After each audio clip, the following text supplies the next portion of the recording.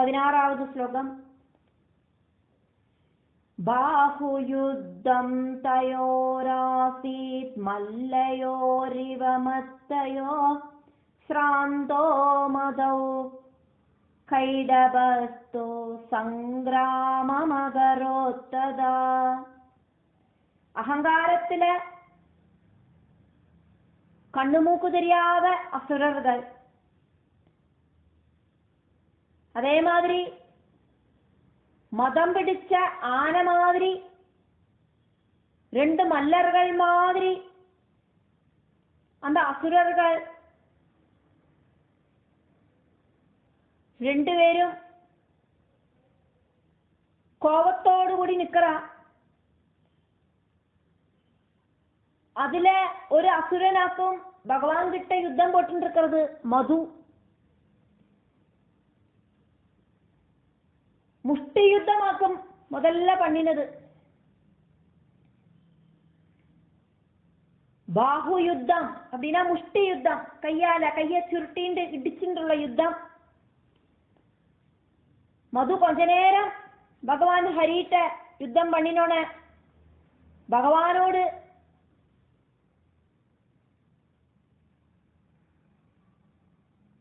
அந்த சக்தியை பார்த்துட்டு வியந்து போயிட்டு மது அப்படிங்கிற அசுரன் தளர்ந்து போனோன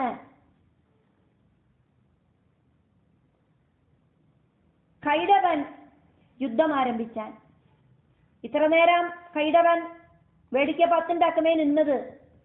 இங்க தன்னோட சகோதரனாயிருக்கிற மது அவன் ஜெயிக்க முடியாம தளர்ந்துட்டான் அப்படின்னு தெரிஞ்சுட்டு கைடவன் பகவான் கிட்ட யுத்தம் ஆரம்பிச்சான். 17வது ஸ்லோகம். புனர்மது கைடபஸ்ச யுயுதாதே புனః புனः பாஹுயுத்தேன ராகாந்தௌ விஷ்ணுனா பிரபவிஷ்ணுனா.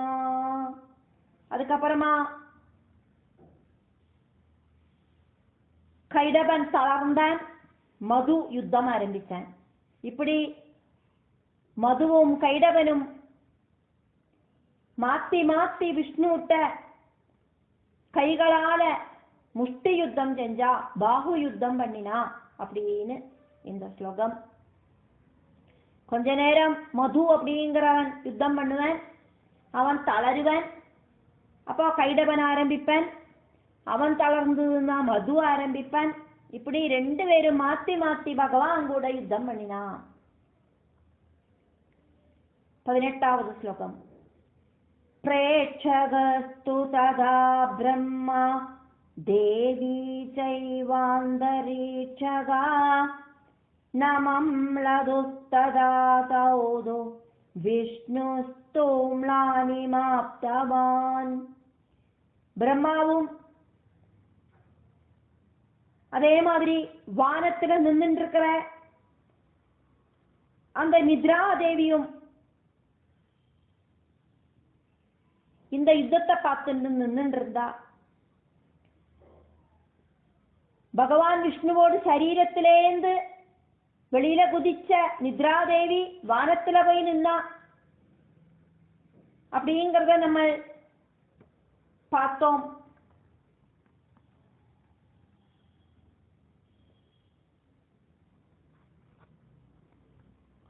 இரண்டாவது ஸ்லோகத்துல தாமசி சக்திகளில உத்தமையாயிருக்கிற நித்ரா தேவி வானத்துல வந்து நின்னா அப்படிங்கிறத நம்ம பார்த்தோம். அதிபராசக்தியோடு ஒரு சக்தி ரூபமாக்கும் வானத்துல நின்றுருக்கிற அந்த தேவி.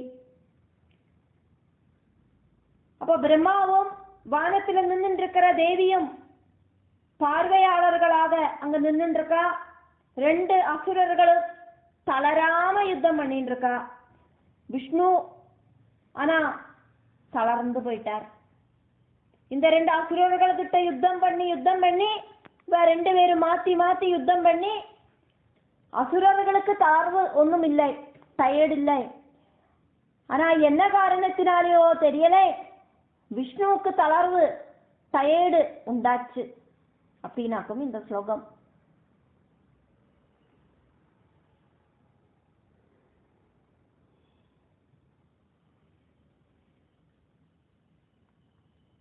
பத்தொன்பதாவது ஸ்லோகம். பஞ்சவர்ஷசஹஸ்ராணி யதா ஜாதானி யுத்யதா ஹரிணா சிந்திதம் தத்ர காரணம் மரணம் தயோ. 5000 வருஷம், பஞ்சவர்ஷ சஹஸ்ராணி 5000 வருஷம், 5000 இயர்ஸ் இப்படி யுத்தம் செஞ்சு முடிஞ்சோன இந்த 2 பேரையும் கொல்லறதுக்கான மார்க்கம் என்னவாக்கும் அப்படின்னு விஷ்ணு யோசனை பண்ணினார். இந்த அசுரர்கள் என்ன பண்ணிட்டும் என்னால கொல்ல முடியலை, அப்ப அதுக்கு ஒரு காரணம் உண்டாகும். அல்லாதக்கு இത്ര வருஷங்களொന്നും இந்த அசுரர்கள்கிட்ட யுத்தம் பண்ண வேண்டிய அவசியம் இது வரைக்கும் எனக்கு வந்துட்டில்லை. அப்போ இந்த அசுரர்களை எப்படியாக்கும் கொல்லறது?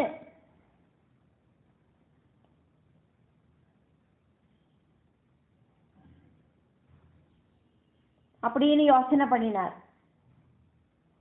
ஹரிணா சிந்திதா, பகவான் விஷ்ணு சிந்தனை பண்ணினார். 20வது ஸ்லோகம். பஞ்சவர்ஷ சஹஸ்ராணி மயா யுத்தம் கிருதம் கிலா நஸ்ராந்தௌ தானவௌ கோரௌ ஸ்ராந்தோஹம் செய்ததத்புதம்.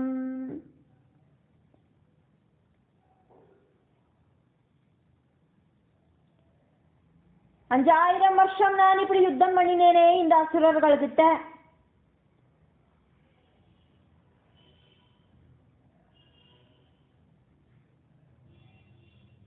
ரொம்ப ரொம்ப உக்ர ரூபிகளா இருக்கிற இந்த அசுரர்களுக்கு எந்த விதமான டயர்டும் இல்லை.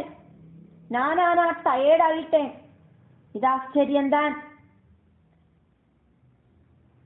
அப்படின்னு விஷ்ணு சிந்தனை பண்றார். ஸ்லோகம் 21. க்வகதம் மே பலம் சௌர்யம் கஸ்மாத் சேதாவனாமயோ கிமத்ர காரணம் சிந்தியம் விசாரிய மனசாத்விஹா. என்னோட பலமும் சௌரியமும் எல்லாம் எங்க போச்சு அப்படின்னு நினைக்கிறார் பகவான். இவாளுக்கு எதனால இப்படி ஒரு டயர்டு இல்லாம சக்தியா நிற்கிறா? இதுக்கு என்னவாக்கும் காரணம்? இது யோசனை பண்ண வேண்டிய விஷயமாக்கும் அப்படின்னு நினைக்கிறார் விஷ்ணு. சாதாரணமா இந்த அசுரர்கள்கிட்ட யுத்தம் பண்ணறத எனக்கு டயர்ட் ஒன்றும் உண்டாகாது, சீக்கிரமா அசுரர்களை நிகிரகம் பண்ணிடுவேன்.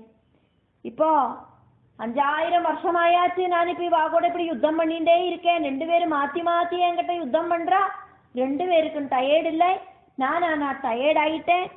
இனி இந்த அசுரர்களை என்ன வித்யை உபயோகிச்சாக்க நான் கொல்லுவேன் இப்படின்னு எல்லாம் யோசனை பண்றார். ஸ்லோகம் 22. இதி சிந்தா பரம் திருஷ்ட்வா ஹரிம் ஹர்ஷபராவுபௌ ஊஜதுஸ்தௌ மதோன்மத்தௌ மேககம்பீரநிஸ்வனா. இதி சிந்தா பரம் திருஷ்ட்வா ஹரிம் ஹர்ஷபராவுபௌ ஊஜதுஸ்தௌ மதோன்மத்தௌ மேககம்பீரநிஸ்வனோ. யோசனை பண்ணி நிக்கிற விஷ்ணுவை பார்த்துட்டு இந்த அசுரர்களுக்கு கொஞ்சம் குஷி ஜாஸ்தியாச்சு. நம்மளை தோக்கடிக்க முடியலை சொல்லிட்டாக்கும் இந்த விஷ்ணு இப்படி சிந்தனையோடு கூடி நிக்கிறான். அதை பார்த்தோன்னா அவளுக்கு இன்னும் கொஞ்சம் அகங்காரம் உண்டாகிறது. എന്നിട്ട് அந்த 2 அசுரர்களும் மேக கம்பீர நிஸ்வனவ், இடிநாதம் மாதிரி இருக்கிற சத்தம் வரவழைச்சுண்டு அசுரர்களோடு அந்த வார்த்தை அப்படிங்கிறது இடிநாதம் மாதிரி இருந்தது. அப்படி இடிநாதம் மாதிரி இருக்கிற சத்தத்துல அந்த அசுரர்கள் இப்படி சொன்னா